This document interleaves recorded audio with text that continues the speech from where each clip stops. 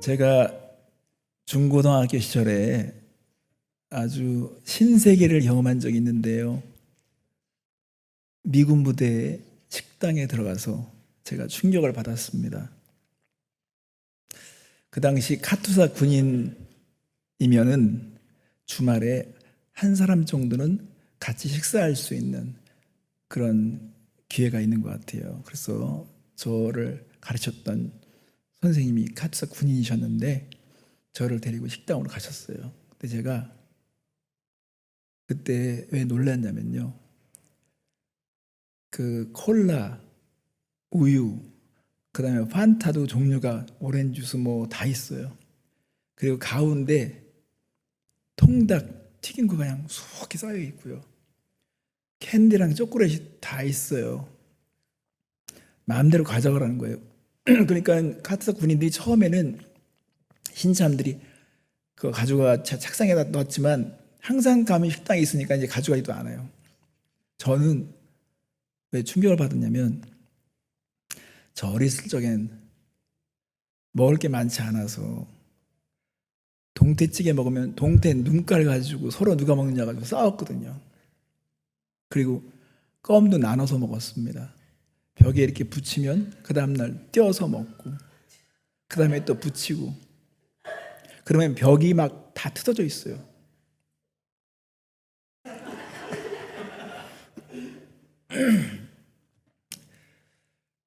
동네에 이제 아이스크림 장수 아저씨가 오시는 날이면 병 몇 개를 가져오면 그 찬 아이스크림을 먹을 수 있는데 그건 뭐 아이스크림이라고 볼 수 없죠.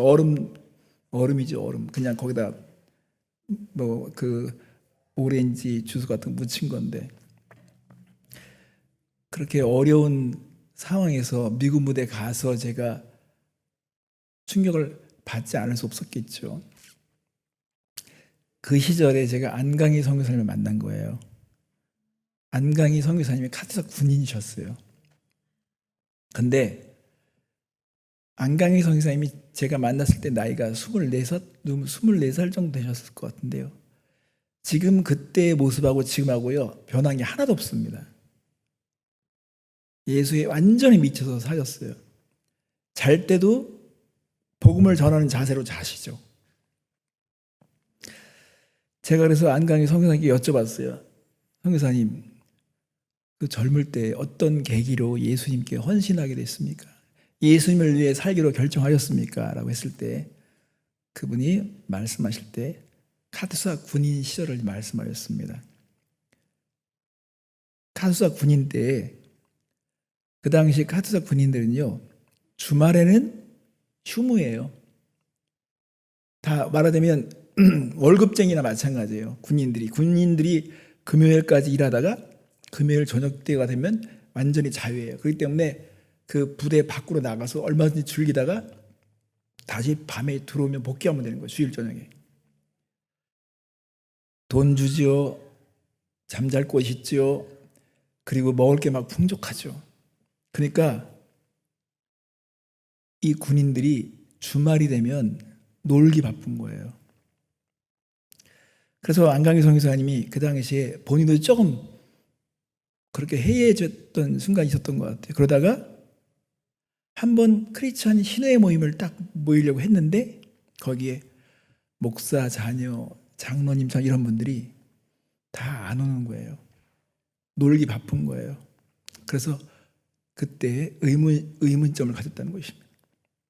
여러분, 예수 믿는다는 것, 우리가 복음을 믿는다는 것이 우리의 어떤 문제를 해결하기 위해서 믿는 것이라고 한다면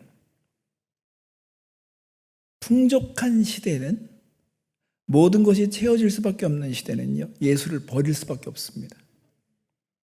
복음을 버릴 수밖에 없습니다. 어떤 그 문제가 해결됐거든요. 이미 그런 것들은 채워졌거든요. 그래서 이런 부분에 대해서 심각하게 고민을 했다는 거예요. 내가 믿는 예수가 이 정도라면 내가 따를 수 있을 것인가? 여러분, 복음이 여러분의 삶에 어떤 차이를 만들고 있습니까? 왜 복음이죠? 그냥 천국 가고 지옥 가지 않게 하는 복음이라고 한다면 그것은 우리가 목숨을 걸 만한 이유가 되지 못합니다.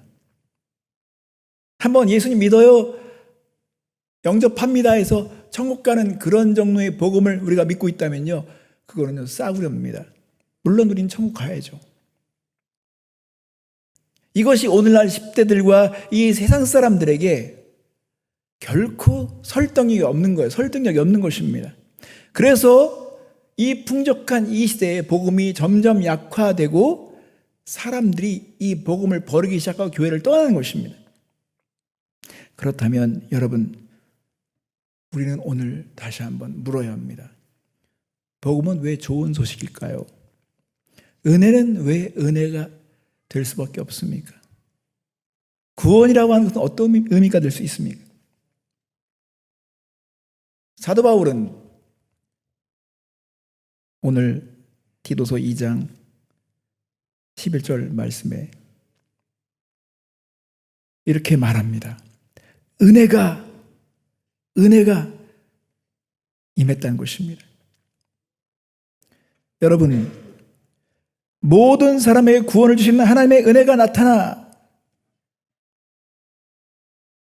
하나님의 은혜가 왜 은혜입니까? 그것은 구원을 주시기 때문에 은혜입니다. 구원을 주시는 은혜다. 그렇다면 이 구원은 우리의 인간의 행위로 얻을 수 없다는 것을 우리는 알고 있습니다. 그리고 구원이라고 하는 것은 인간이 생각해내고 깨달은 것이 아닙니다. 하나님이 일방적으로 우리에게 허락하신 것입니다. 하나님은 그래서 이 은혜에 대해서 분명히 밝혀주셨습니다. 에베소 2장 8절과 9절 말씀에 너희는 그 은혜에 의하여 믿음으로 말미암아 구원을 받았으니 이것은 너에게서 난 것이 아니요 오직 하나님의 선물이라. 행위에서 난 것이 아니니 이는 누구든지 자랑하지 못하게 함이라. 선물은 우리가 공짜로 받는 것이죠. 대가를 바라고 주는 것은 선물은 아닙니다. 그 선물은 우리에게 무료로 받습니다. 그리고 하나님은 이 선물을 모든 사람들이 다 받기를 원하십니다. 그래서 디모데전서 2장 4절에 하나님은 모든 사람이 구원을 받으며 진리를 아는 데 이르기를 원하시느니라. 모든 사람에게 이 기회가 주어지기를 원하고 모든 사람이 구원을 받기를 원한다는 이 사실은 변함이 없습니다. 그런데 이 말씀을 사람들이 오해한다는 것입니다. 보편적인 기회를 우리에게 주셨던 것은 사실이지만 우리가 구원에 대해서 모든 사람들은 다 어떤 종교를 믿든지 간에 다 누구나 구원을 받는 것이 하나님의 뜻이라는 생각까지 사람들이 발전시키는 것입니다. 이런 말씀을 그렇게 곡해하는 거예요. 하나님은 모든 사람이 구원받기 원하신다. 어떻게 사랑의 하나님이 그 자녀들을 지옥불에 던져놓을 수 있겠는가? 그냥 겁주는 것이지. 결국은 어떻게 살든지 다 하나님은 구원시키려고 하는 게 하나님의 계획이다. 이렇게까지 말하는 것입니다. 그런데 여러분 그렇지 않습니다. 계시록 20장 15절 말씀이면 누구든지 생명책에 기록되지 못한 자는 불못에 던져지더라라고 말씀을 하고 있습니다. 가정해 볼까요? 여러분 우리가 배를 타고 왔는데 배가 좌초됐어요. 그래서 막 지금 물에 빠져 죽을 상황입니다. 근데 누군가가 구명보트를 가지고 왔어요. 빨리 타세요 라고 했을 때 모든 사람에게 탈 수 있는 기회가 주어진 것이죠. 그렇지만 어떤 사람은 그 배를 타지 않을 수도 있어요. 왜? 그 배도 난 못 믿겠어.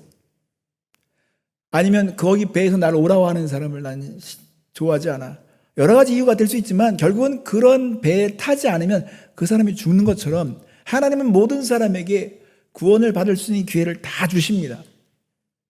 다 주십니다. 그렇지만 그것을 받아들이지 않는 사람이 있다는 것입니다. 그런데 이미 우리는 죽은 목숨이죠.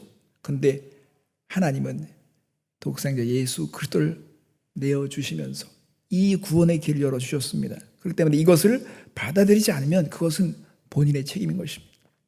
그것은 하나님께서 사랑이 없어서가 아니라 그들이 이것을 믿지 않기 때문에 구원받지 못하는 것입니다. 하나님의 은혜는 구원을 주시는 은혜일 뿐만 아니라 또한 하나님의 은혜는 역사하는 은혜입니다. 디도서 2장 12절 말씀에 보면 우리를 양육하시되 경건하지 않는 것과 이 세상 정욕을 다 버리고 신중함과 의로움과 경건함으로 이 세상에 살고. 사도 바울이 지금 얘기하고 있는 것을 주목해 볼 필요가 있어요. 구원이 우리에게 임했다, 하나님의 은혜가 임했다고 말하는데 양육에 대한 말을 하고 있습니다. 우리를 양육하시되, 우리가 하나님의 은혜를 받고 구원을 받은 것은 어떤 물건을 받은 게 아닙니다. 우리는 인격을 받은 것입니다. 영생은 시간을 길게 늘어놓은 것을 받은 게 아닙니다. 영생하시는 주님을 받은 것입니다. 그 주님과의 영원한 교제가 시작된 것입니다. 사람들이 여기에 대해서 착각한 것 같아요. 영원한 시간 자체를 받았다고 하는 것에 초점을 맞추는데 그래서 우리가 어려워진 것입니다. 여러분, 지루하고 아주 그냥 의미가 전혀 없는 그런 시간이 오래되는 것이 무슨 의미가 있겠습니까? 우리가 받은 것은 인격입니다. 예수님과의 교제가 시작된 것입니다. 구원은 인간이 깨달아서 생겨난 게 아닙니다. 하나님의 은혜, 이 은혜는 결국은 인격적인 교제가 시작되기 때문에 하나님으로부터 우리에게 어떤 양육이 진행된다는 것입니다. 양육이 진행되는 걸 생각하셔야 됩니다. 구원은 위치의 이동이 아니라 우리의 삶의 우선순위, 우리의 성향, 우리의 모든 삶에 변화될 것들에 대해서 하나님께서 간섭하십니다. 그래서 역사한다는 것은 워킹이 이루어지는 거예요. 약을 먹으면 우리 안에서 약이 워킹을 해야 되잖아요. 그죠? 그것처럼 우리가 구원을 받았다 그러면 그 구원이 우리 안에서 워킹이 돼야 됩니다. 그게 역사하는 것입니다. 그냥 장소만 이동시키는 것이 구원이 아니라 우리 안에서 그 구원이 구체적으로 워킹이 이루어져야 하는데 우리가 하나님의 이 구원을 제대로 받으면 거기에 우리가 감사함뿐만 아니라 두려운 생각도 있고 정말 경외하는 마음과 존경스러운 마음과 기대감 있게 되어 있습니다. 근데 사람들이 이 구원에 대해서 잘못 이해함으로 인해서 구원 받았으니까 뭐 아무렇게 살아도 되겠다 이런 생각을 갖기까지 방종하는 생각을 갖습니다. 그래서 로마서 6장 1절과 2절 말씀에 그런즉 우리가 무슨 말 하리요? 은혜를 더하게 하려고 죄에 거하겠느냐? 그럴 수 없느니라. 죄에 대하여 죽은 우리가 어찌 그 가운데서 더 살리요? 우리가 은혜를 정말 안다면, 은혜를 정말 아는 사람들은 이런 생각을 가질 수가 없습니다. 어떻게 그런 생각을 가질 수 있겠습니까? 그것은 은혜를 모독하는 것입니다. 잘못 알고 있는 것입니다. 하나님께서 우리를 구속하신 그 배경 속에는 하나님의 엄청난 비전이 있어요. 그래서 로마서 6장 4절 말씀이면 그러므로 우리가 그의 죽으심과 합하여 세례를 받음으로 그와 함께 장사되었나니 이는 아버지의 영광으로 말미암아 그리스도를 죽은 자 가운데서 살리심과 같이 우리도 또한 새 생명 가운데서 행하게 하려 함이라 그랬습니다. 새 생명 가운데 행한다는 것은 이 관계가 작용한다는 것입니다. 어제도 제가 말씀 묵상에도 글을 남겼지만 여러분, 우리가 구원을 받았다, 은혜를 받았다 이런 것을 얘기할 때 하나님과 우리와의 관계만이 아니라 우리의 모든 삶에서 회복되어야 될 것들을 하나님께서는 다 계획하신 것입니다. 그래서 하나님의 이 은혜가 역사하는 은혜라고 한다면 이 역사가 어떻게까지 역사할까요? 그것은 하나님은 선한 일을 위해서, 선한 일에 열심히 있는 백성이 되게 하기 위해서 우리를 구속하신 것입니다. 디도서 2장 14절 말씀에 그래서 그가 우리를 대신하여 자신을 주심은 모든 불법에서 우리를 속량하시고 우리를 깨끗하게 하사 선한 일을 열심히 하는 자기 백성이 되게 하려 하심이라고 했습니다. 그러니까 11절 말씀은 과거에 대한 거예요. 하나님께서 이미 우리를 구속하시기 위해서 은혜로 임하셨다. 이미 하나님께서 그 모든 것을 끝내셨다. 그렇지만 이것을 받은 사람들은, 역사하는 그 은혜를 체험한 사람들은 어떻게 되는지에 대해서 현재적으로 말하고 있는 것입니다. 하나님은 선한 일에 열심히 있는 백성 되는 거에 관심이 있는 것입니다. 그래서 에베소 2장 10절에도 우리는 그가 만드신 바라 그리스도 예수 안에서 선한 일을 위하여 지으심을 받은 자니 이 일은 하나님이 전에 예비하사 우리로 그 가운데서 행하게 하려 하심이라. 은혜가 무엇을 의도하고 있는지를 지금 말하고 있습니다.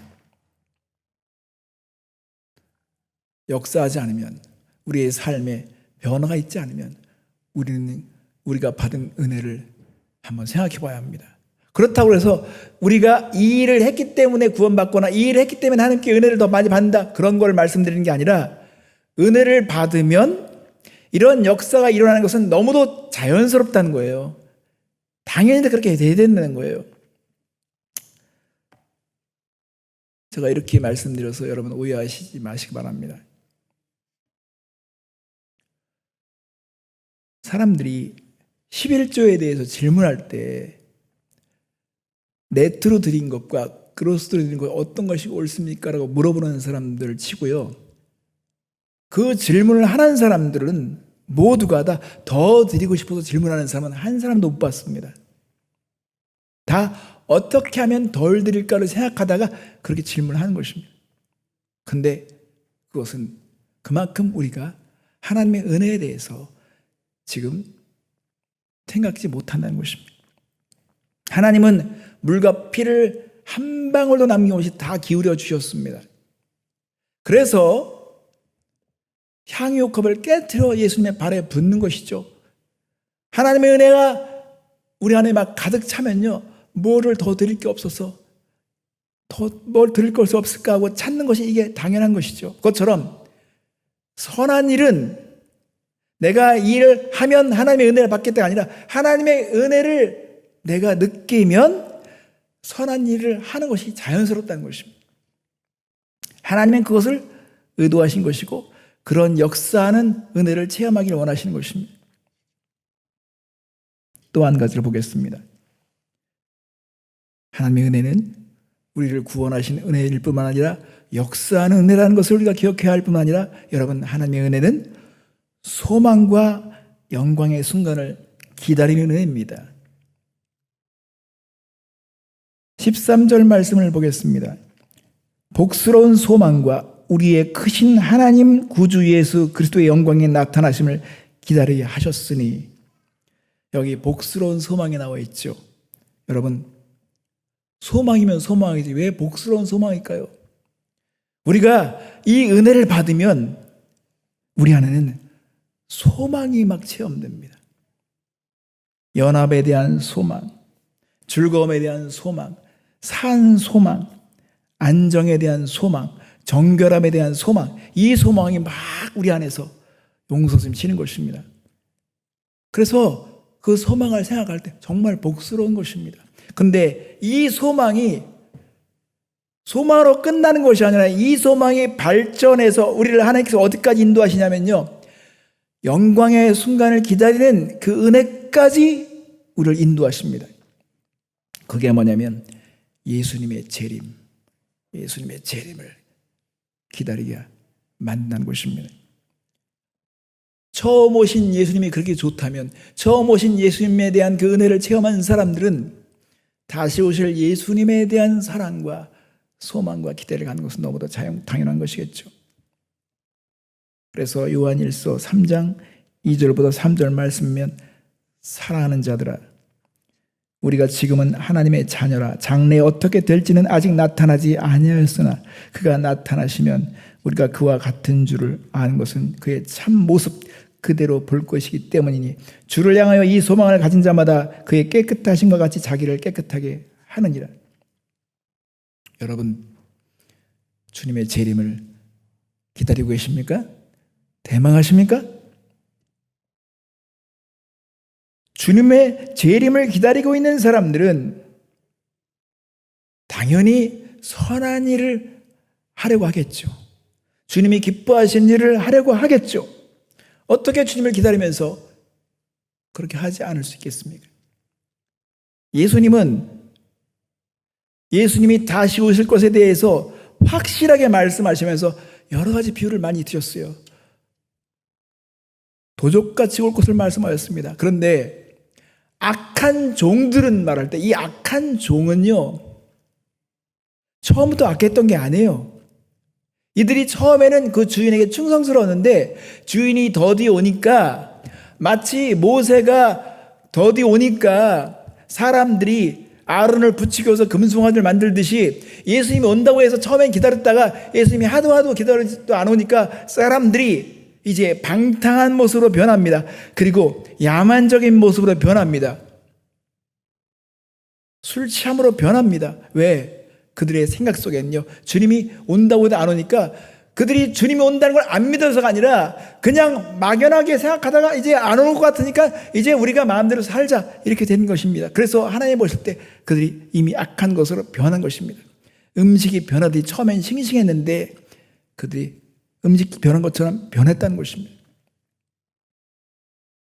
주님을 기다리는 것, 여기까지 하나님의 은혜가 우리 안에 미치고 있는 것입니다. 그래서 여러분, 우리는 소망을 말할 때도 그냥 막연한 소망이 아닙니다. 변화에 대한 소망, 주님이 다시 오시는 것에 대한 소망, 이런 소망에까지 우리는 생각이 확장되어야 되는데, 그래서 하나님의 은혜는 그냥 우리가 천국 가는 구원 티켓을 받았다라는 그런 차원에서가 아니라, 이렇게 믿는 사람들은요, 진짜 우리의 기독교를, 우리가 믿는 이 교리를 아주 가난하고 빈약하게 만드는 것입니다. 세상 사람이 들어도 그것은요, 별로 매력이 없습니다. 우리가 가진 소망은 구원할 뿐만 아니라 우리의 인격이 변화되는, 역사하는 그 은혜라는 것을 우리가 그 비전을 봐야 되고, 그리고 소망과 영광의 순간을 기다리는 그 은혜라는 것을 우리가 마음에 간직해야 합니다. 그래서 베드로전서 3장 15절 말씀면, 너희 마음에 그리스도를 주로 삼아 거룩하게 하고 너희 속에 있는 소망에 관한 이유를 묻는 자에게는 대답할 것을 항상 준비하되 온유와 두려움으로 하라는 것입니다.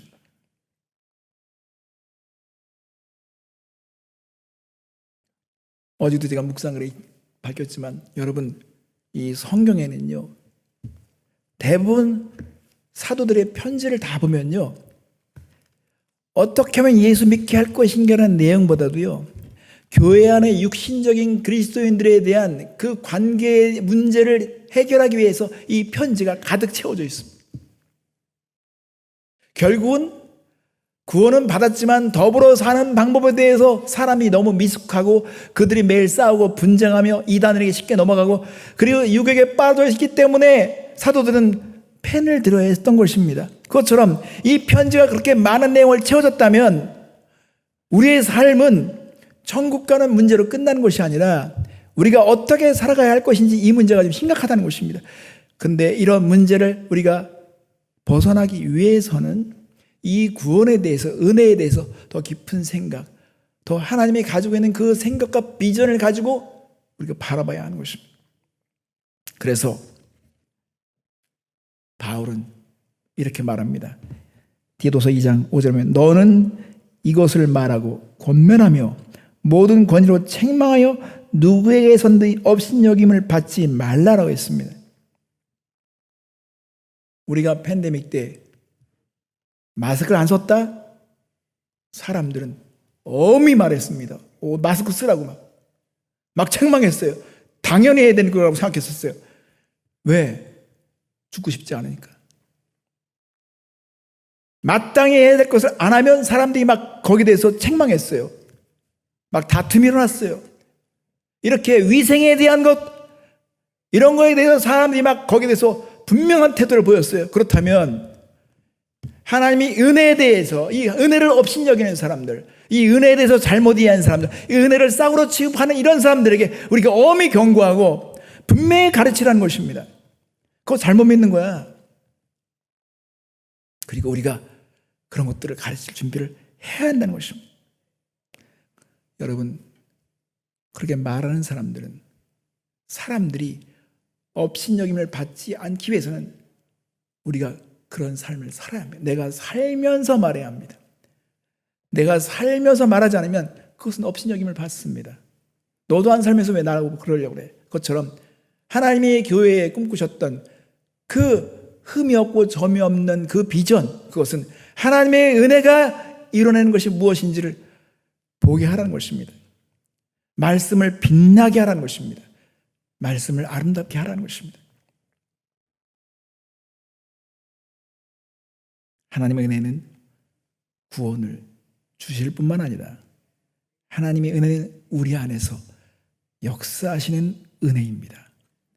하나님의 은혜는 역사하신 은혜뿐만 아니라 미래의 소망과 더 큰 영광을 바라볼 수 있게 하는 은혜인 것입니다. 이런 엄청난 은혜를 우리가 지금 받았습니다. 여러분, 이 소망을 사람들에게 전하십시오. 그리고 우리는 이 소망과 은혜를 체험한 사람처럼 살아야 하고 사람들에게 가르칠 수 있는 사명을 받았습니다. 하나님의 은혜가 계속 역사하는 여러분 되셨으면 좋겠습니다. 함께 기도하겠습니다.